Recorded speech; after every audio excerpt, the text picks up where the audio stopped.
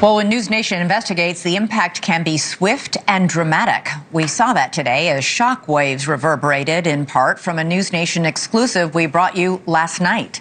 We told you about how a small community in Maine alleges that money for mass shooting victims instead went to a Somali-linked nonprofit.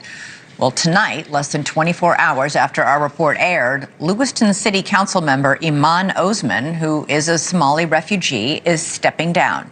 He didn't give a reason, but News Nation has learned his nonprofit was one of dozens that received some of that money raised for these shooting victims. Not only that, it turns out Osman has 2 felony gun charges and faked his address. News Nation investigative correspondent Rich McHugh has been digging into this and joins me now. You broke this news last night. How did this unfold today? It's been wild, Elizabeth, and it's still actually unfolding. There's an emergency city council meeting happening right now in the building behind me. They're trying to figure out what exactly to do. So just to reset, Lewiston had one of the worst mass shootings in our country's history. The country rallied behind, raised a bunch of money, over $6 million. There was the Maine Community Foundation. They promised everybody that all of the monies were going to go to the victims and their families. Well, it turns out that about 30%, 1.9 million, went not to the families and victims, but went to nonprofits. And we found that at least 9 of them were immigrant-focused. At least 7 of them were Somali-linked nonprofits. Now, one of those nonprofits is the Lewiston Auburn Youth Network. They received $65,000. The Somali man who runs it, Imam Osman, sworn in as city councilor this week. He stepped down this morning, and so we've done some digging. He's facing felony gun charges. He has pled not guilty to that. He ran for city council here using an address that is a condemned chicken restaurant. I went there and looked inside earlier. This is his nonprofit received the $65,000 from the Lewiston Victims Fund when survivors like Jennifer Zenka, shot twice, received a mere $32,000 and couldn't pay for her surgeries. Take a listen. It didn't really hit me and really upset me until I was in a position with a $93,000 hospital bill that I couldn't cover. What do you think happened here? They raised money for nonprofits on the backs of 18 people who were murdered, 13 people who were shot, and 136 people who escaped their attempted murder. They used that to raise money for nonprofits. In Minnesota, they're stealing from the taxpayers. In Maine, they're stealing from the taxpayers and victims of a massacre. So why they received this money is just disturbing. Why this man's nonprofit received these monies is a big giant question mark. Why he was even put on the city council here raises even more questions. When, Elizabeth, I went to the city clerk today, it took me 2 seconds to get his bond sheet. Back to you. 2 felony gun charges and a fake address that's really a condemned chicken restaurant. Rich, you can't make it up. Let's go to Maine. So in Maine, there's this gentleman. He is a Somali refugee. I believe is Osman, his last name. He ran for a city council and then he won the elections, I guess, through the Somali community in Maine. But this gentleman has some skeletons in his closet that came out. Some of the skeletons that came out of his closet is the unlicensed owning of firearm, also the giving wrong address information about his residency when he was, I think he gave a resident of a condemned building or a restaurant of some sort. And this man also, he raised about $6 million for a mass shooting of some people in Maine. And then he stole the money allegedly and only gave some of the victims of the mass shooting very little amounts of money. One of the victims who had over $90,000 medical bill, he only gave her $32,000. And this man, of course, ran for councilor of Maine. I think is District 5, if I'm not mistaken. I stand corrected on that one. I kind of forgot. I think I had it in 29 or 5, one of the two. And once again, guess what is happening? My name is Mohammed. I'm speaking today on behalf of the Somali community in Lewiston. Some of you sitting here today, we voted for you. We elected you to protect our community interests, not creating division or go after one elected member from our community. This narrative, if this narrative continues, our community will be forced to re-examine our relationship or political relationship, including our relationship with the Democratic Party and who will be voting in the future. This is not a threat.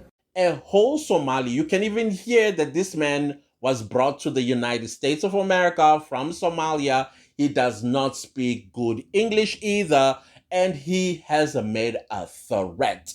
Basically, the threat in a nutshell is, if you guys are going to hold Osman accountable for the monies that he allegedly stole, we are no longer going to support the Democrats. I mean, I understand that Maine, the state of Maine, is a blue state.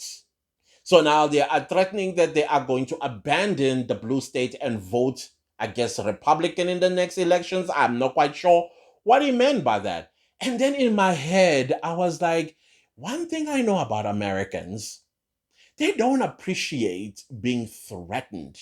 In other words, and excuse my French for what I'm about to say, don't fuck with Americans. And now I just saw a report.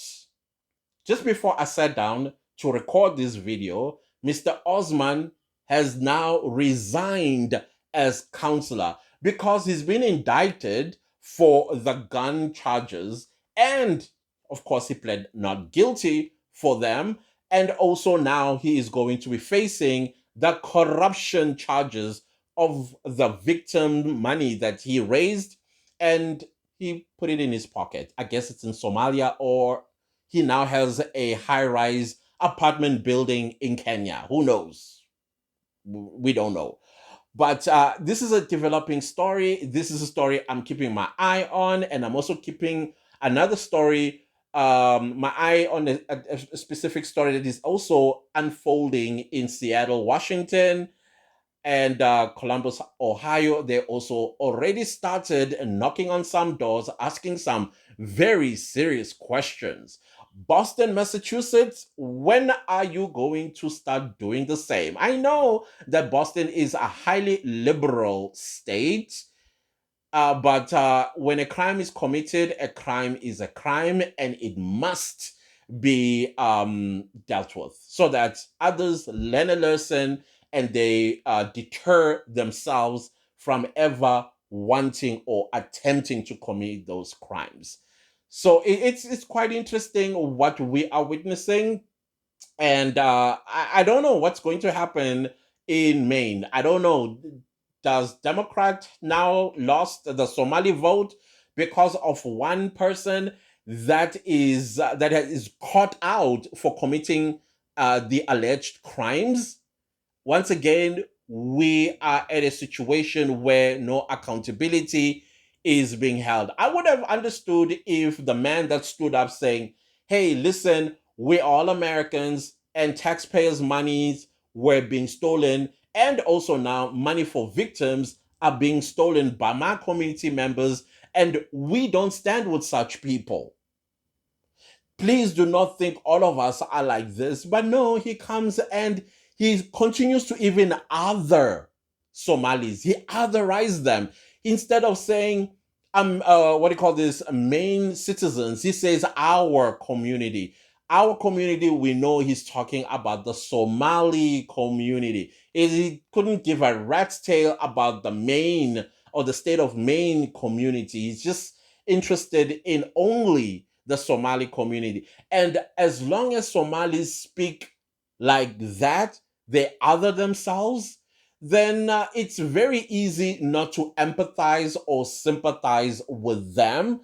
especially those that want to empathize and sympathize with them, because they don't see themselves as part of that society that opened its arms for them when they were refugees. Not only did the state of Maine open its doors and warm arms to them, but also gave them the opportunity to participate in political leadership and politics of Maine, because Maine saw them as part of them.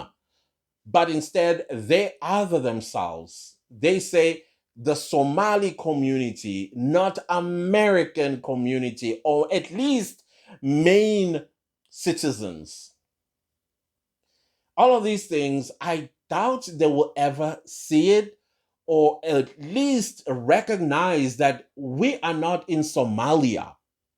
We are now Americans. We have the opportunity to stand for leadership in politics and even become counselors. And in order for us to also do that, we need to show appreciation to the American people by not defrauding them, by not stealing from victims of mass shooting. Is that difficult? I'm trying to. What is it that is difficult about that to understand? I would like to know from the Somali community. And again, excuse me, not all, but those that are quiet, you are endorsing this nonsense. I've said it in my previous video. You cannot keep quiet, and then after that, when it's time for accountability, you want to separate yourself and say, but I'm a Somali who is contributing positively into the American economy, but you are painting me with the same brush. Say something. I would rather you other yourself from the Somalis that are committing these crimes. But I guess Somalia comes first, and y'all, I don't know what is going on here. I really don't know.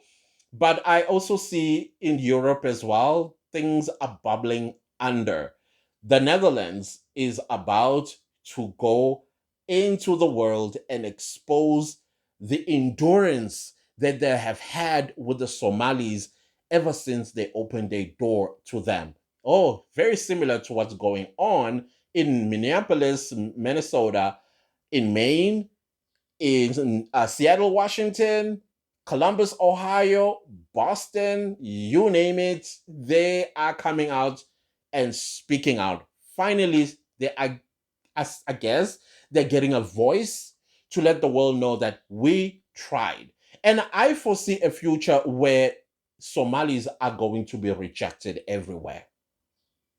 Right now, I saw a Nigerian girl in Japan crying about unable to utilize her Nigerian passport to travel to neighboring Asian countries. Please, is there any good that can come out of this green passport? I mean, this is our Nigerian passport. Is there any good that can actually come out of it? Because most of my friends, African friends here in Japan, have traveled to other nearby nearby Asian countries like Singapore, Taiwan, Thailand, Philippines, and all the rest. But me, wanting to go to Thailand, trying to apply for a visa, and they are telling me that I have to go to Nigeria to get an NDLEA report, what's it called? To get a report, a clearance report, from NDLEA. Why? I don't get it. Why? What is wrong with this our passport? Like, I can't even go to anywhere. All these neighboring countries in Asia that I'm supposed to freely visit as a resident in Japan, but because of this passport that I'm holding, it's really, really constraining. What is the way forward? What can we do as a people to improve the image of this green passport? Please, you guys tell me. What do we need to do? What does the government need to do? Maybe they don't know. Maybe we need to tell them.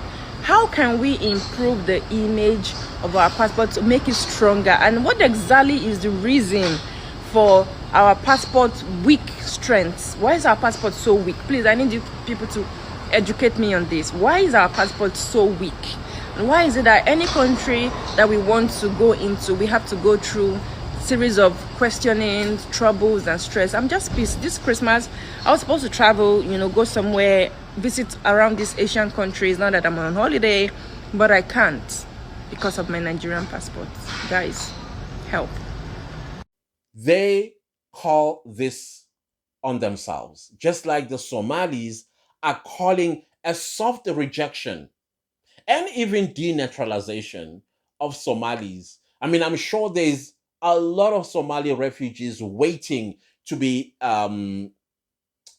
accepted into these Western countries, and I'm sure they're like, no, thank you, no, thank you. And I also want to make another thing clear about what I'm saying. I have no issues with Islam or Muslims. The problem that I'm having is the Somalis that use Islam or being a Muslim as a weapon to shut people down type of situation. That's wrong. When I'm saying something, you label me as Islamophobic. That no, leave the Muslim world alone, the Arabic world alone. They are not the ones that are defrauding the state of Minnesota. It's Somalis. I don't understand where the Muslim part comes in, because I never mentioned it. You're the one who is. So when you are weaponizing your religion, it also goes to show that this is almost non-existent, because that's the only argument you can make, which is lazy argument, by the way. You need to make a very strong submission if you think I am wrong. Don't come and try and manipulate me religiously, emotionally, and intellectually. I'm the wrong person to do that. But other than that, guys, I will leave this video right here. But thank you all so much for your support, guys. I highly appreciate them. I highly appreciate the beautiful comments you guys leave under my videos. I appreciate y'all so very much. May you be eternally blessed. And those that are also contributing pay in PayPal as well as the super thanks. Thank you guys so very much. I would like to change my studio, as you guys can see, the sun and all that stuff. But thank you. I am saving up to have a better environment where you just enjoy the quality of the video. Thank you guys so much. And if you enjoy this type of content, please do not forget to subscribe and click the bell notification. And please also like the video. It helps with the algorithm to push my video to more people. And I appreciate you guys so much. And I'll see you next time with a new video. Goodbye.